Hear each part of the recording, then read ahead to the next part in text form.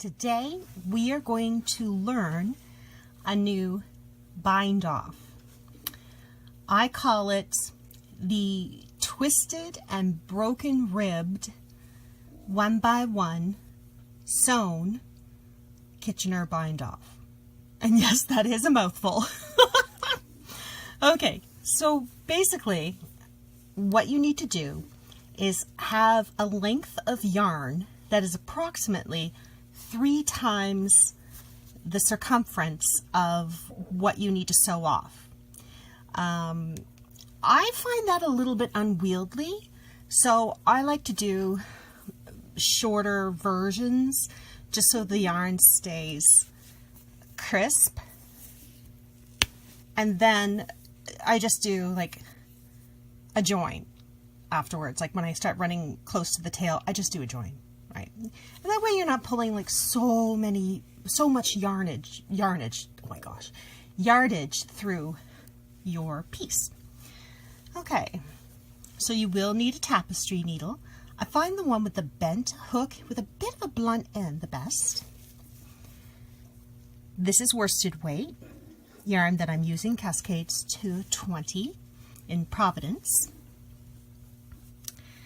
Okay, so what we need to do first is a setup row.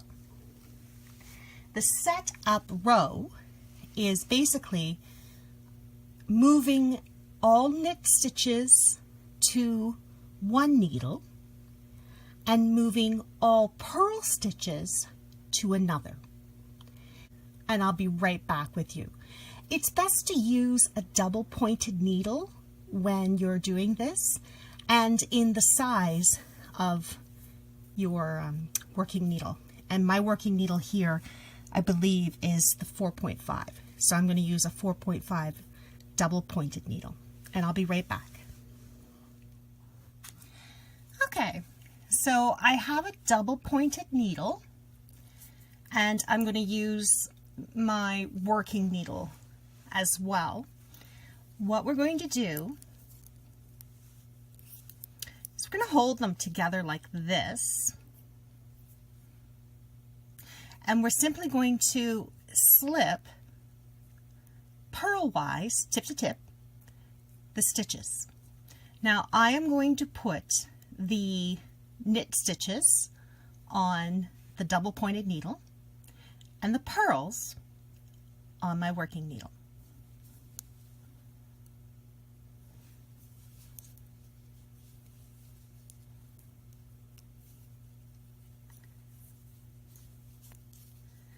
And it can be a little finicky, but once you get into the rhythm, it can be pretty easy. Right here. So we're going to slip those 2 purls onto the purl needle, and we're going to keep going with our knit, and then our purl, and then our knit and our purl.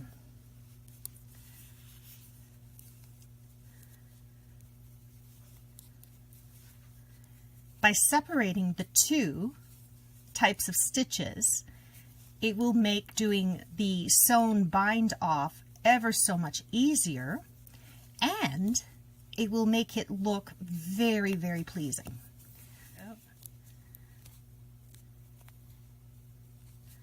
Okay, so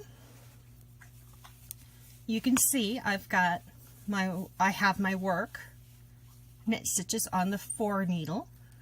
The back needle has those purls. Okay, so the way we begin, this is our first stitch on the round. That's our second, third, fourth, you know, goes like that, alternating. The knit is the first, so we need to do the setup stitch. We're going to take our tapestry needle, go in from behind and go through the loop of that knit stitch. Okay? and pull it all the way through. Oh, sorry, this does not drop off the needle as of yet. We go to our purl stitch, and we are going to purl,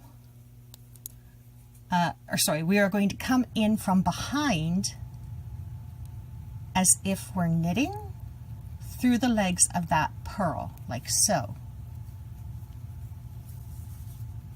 Make sure that the yarn does not overlap here. It runs around here. Okay, so we're going to come back to our knit stitch, and we're simply going to knit that knitwise off the needle,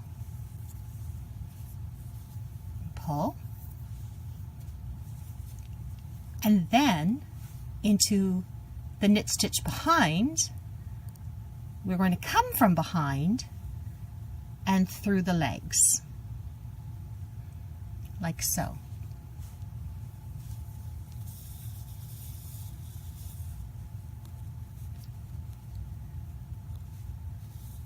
There. Now we're back to our purl row. We're going to purl or slip the purl stitch purls wise and drop it off the needle and snug it up. See, I kind of give it a little tug. Then we come in from knitwise and through the legs of the next purl stitch, like so, and snug it up.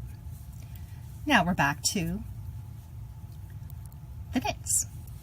So on the knit, we're going to knit off that first knit stitch. I like to make sure that my yarn stays close to the needles and that it's fairly snug.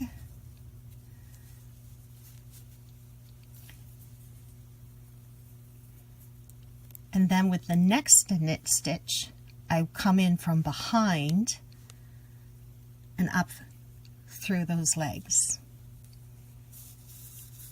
And then I pull. And it actually really tightens up the first knit stitch that came off.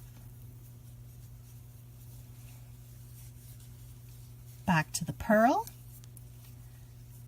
We're going to purl that purl stitch off the needle.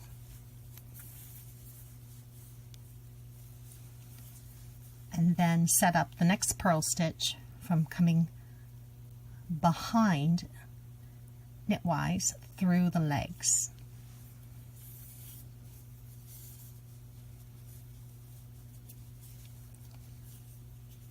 Back to the knit stitch. We just simply knit the knit stitch off the needle, pull your yarn,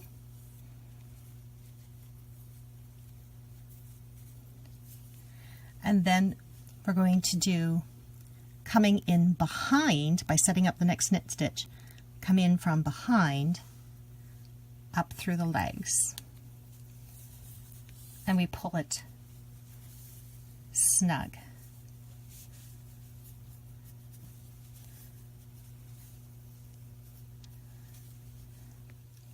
We need to purl this next stitch off the back needle. So we're going to just purl it like so,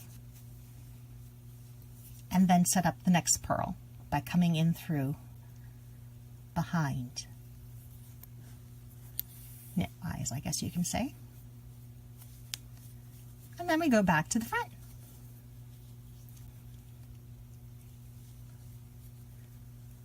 We'll knit that first knit stitch off and kind of, I don't know if you can see, but I kind of bring the yarn over close to the needles without being too tight. Then I set up the next knit stitch by coming in from behind and through the legs. And then when I pull this tight or taut, it snaps that original knit stitch that just came off the needle into position. And when you're doing this, your tension is important. You want to make sure that it's snug, but not so snug that like you're breaking yarn. Okay, so next, after we do that stitch, we go to the purl, purl it off, set up the next purl by going knitwise from behind, as you can see, like so, and back to the front. And we just simply knit that knit stitch off, like so, and drop it. This, not the purl, but the knit will drop it. And then when we come in from behind to set up the next knit stitch,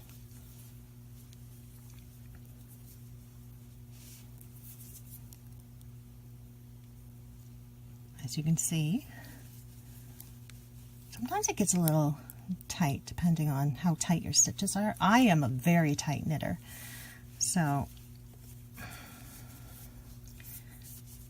for someone like me it might be a little more difficult. Anyway, so we need to set up that next knit stitch. So we come in from behind through the leg, and then we pull it tight. And by pulling it tight, that knit stitch that we had dropped, like we knit and then dropped, that will snap into position. We go back to the purl, purl the purl stitch off, drop it, get the next purl stitch ready by coming in from behind knitwise through the legs, come around to the knit stitch, knit the knit stitch off, and kind of tighten up that fabric so that you have very little. There it is.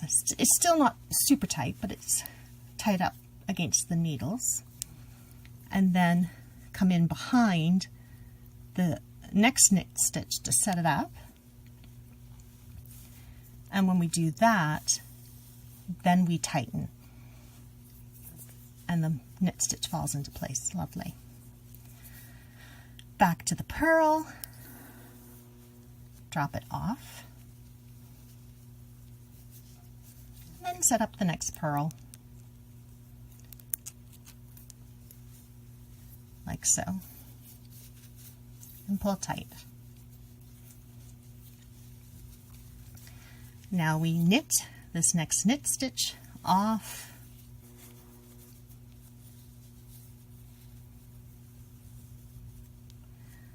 and we just pull it off, and now we've got something different happening. We've got 2 purl stitches in a row. We do not have a knit stitch to set up. So what we're going to do to save our rhythm is we're going to insert our tapestry needle right under, see the 2 purls? Right under the second purl, right under it. And we'll consider that the knit. And now we're going to pull it tight.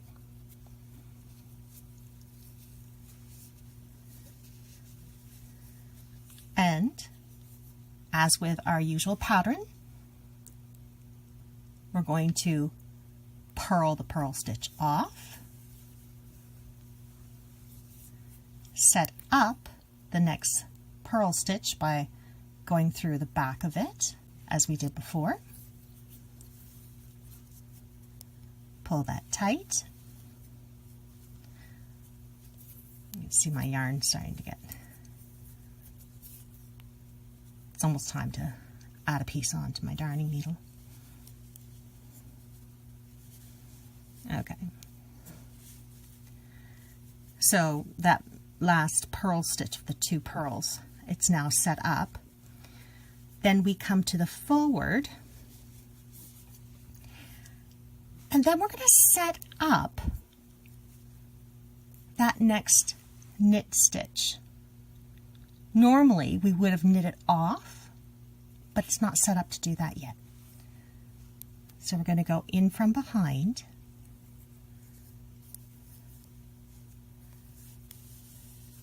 set it up, and then our purl stitch, we're going to simply purl right off the needle. There we go. Set up the next purl stitch, coming in through behind the legs.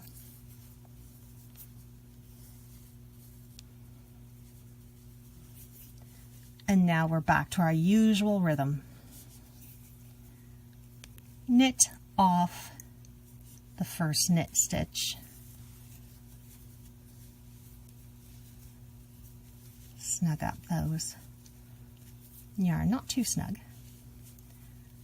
And then set up, oops, here I am manhandling it, sorry. Okay, so we just knit and dropped that knit stitch. Now we set up the next knit stitch. And then we pull it. And you can see how it kind of, the darning yarn goes between our 2 needles. And we pull tight. Purl the purl stitch off in the back. Set up the next purl stitch by going through knitwise through the back of it, of its legs. Knit off, there we go, the first stitch as normal knitting, and then set up. What you will notice by doing this bind off, the twisted knit stitches are being bound off in a twisted way. And that mimics the actual cast on. So when you are done this cast off, you will not be able to tell which end was your cast on and which end was not. And I just finished dropping the knit stitch, so the next stitch has to go below the last purl.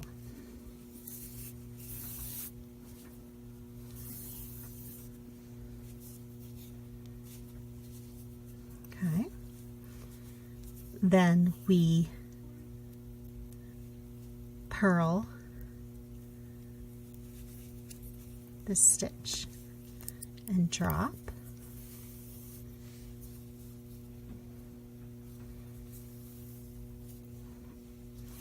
Then we go through the back of the last purl stitch through the legs like we normally do. Now, this is where we're going to do something different. We're going to pick up right behind, these are stitches that were worked already at the start of the cast off. To kind of blend them in, this cast off edge, I picked up a knit, a purl, and a knit. So I'm going to remove the needle off that last purl, remove the knit and the purl, and I'm going to try to pick up the knits there, and then pick up the purls. There. So this is technically the last stitch, but we're using 3 other pickups to blend in. Now, hopefully I can get this on without making it into a very horrible mess. There we go. Oh, I lost my knit. Or did I? Yes, I did.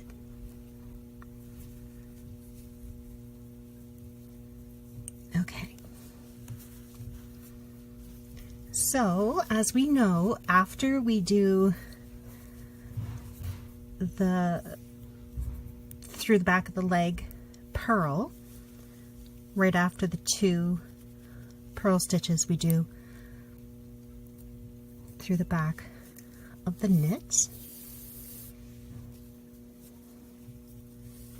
There we go. And we're going to purl off the last purl stitch.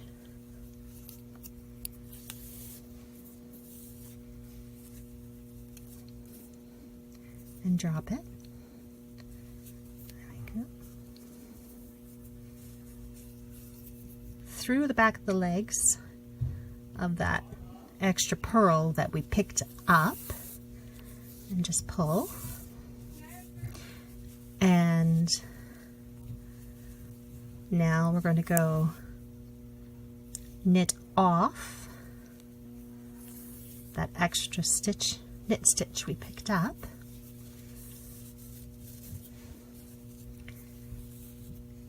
There we go. I think what we'll do is we'll take a quick look here, inventory. I think what we'll do is just purl off that stitch and then purl off the other knit stitch.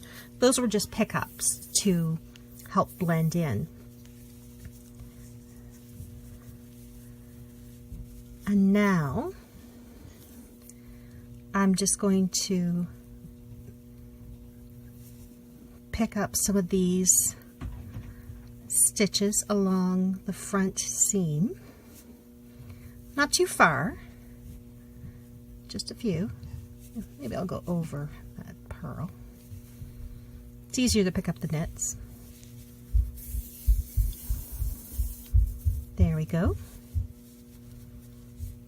And then turn my work.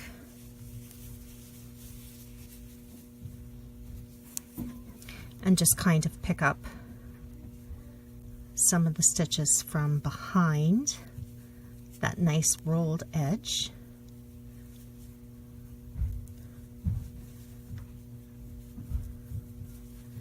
And go past where the bind off had originally ended. Just pull. There we go. We want to make sure that it's not tight, but we do want to make sure that it is pleasantly stretchy. And to finish off, I just basically weave down, let's go 3.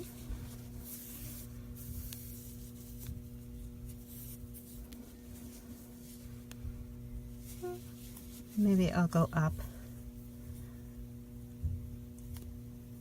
2. There.